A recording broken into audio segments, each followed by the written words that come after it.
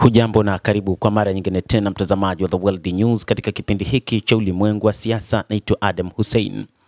Iran inasema vikwazo vya Marekani vitashindwa tu, lakini pia ameonya kuhusu makabiliano iwapo Marekani itaendelea kuweka meli zake za kijeshi katika mlango wa bahari wa Hormuz, katika kile walichosema kwamba ni kuzuia meli za Iran kupita katika mlango huo wa bahari wa Hormuz na kwamba bandari za Iran zisifanye kazi. Mshauri mkuu wa kijeshi na kiongozi mkuu wa Iran amesema kwamba vikwazo vya Marekani kwenye bandari za Iran vitashindwa.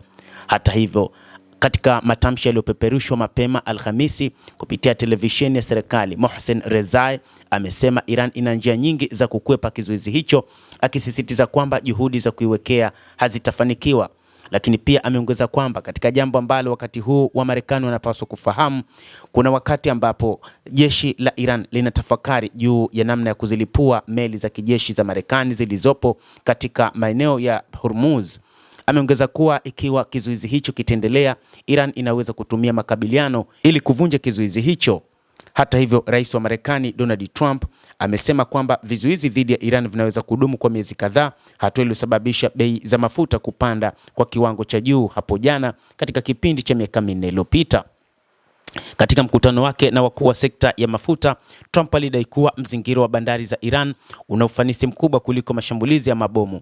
Tehran imesisitiza kuwa Marekani ni lazima ikomeshe mzingiro huo kabla ya kufikia makubaliano yoyote, na huu ndio msimamo ambao wakati huu umetolewa na Iran.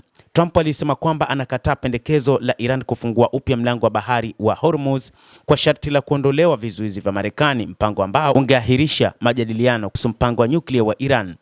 Aidha, waziri wake wa ulinzi Pete Hegseth alikabiliwa na wabunge wa Democratic kuhusu vita vya Iran siku ya Jumatano katika ushahidi wake wa kwanza mbele ya bunge tangu Rais Donald Trump alipoanzisha mgogoro huo miezi miwili iliyopita.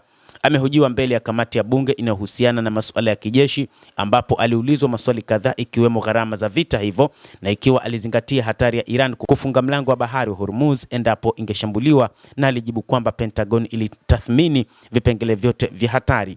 Hata hivyo, wizara ya ulinzi ilishindwa kuzuia kufungwa kwa mlango huo, jambo lililosababisha kupanda kwa bei ya mafuta na madhara ya kiuchumi kote duniani. Kuhusu gharama za vita, waziri huyo alisema hadi kufikia sasa inakadiriwa kuwa ni dola bilioni 25 za Marekani zilizotumiwa katika uwanja wa vita. Manuari kubwa zaidi duniani ya kubeba ndege za kivita inatarajiwa kurejea nyumbani baada ya misheni iliyodumu kwa zaidi ya siku 300 ikijumuisha ushirika katika vita dhidi ya Iran na kukamatwa kwa kiongozi wa Venezuela Nicolas Maduro.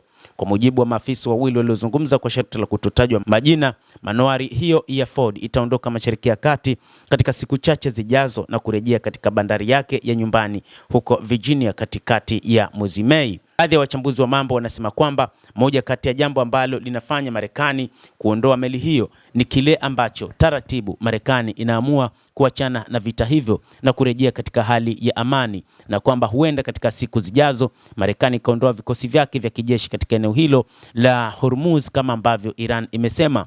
Licha ya rais wa Marekani kusema kwamba wakati huu miongoni mwa mambo yanayoendelea kati ya Marekani na Iran ni mazungumzo ya kupitia njia ya simu, na kwamba hawezi kutumia tena masaa 18 kutoka Marekani kuelekea nchini Pakistan kwa ajili ya kukutana na wajumbe kutoka Iran ili waweze kufanya mazungumzo ya kumaliza vita hivyo.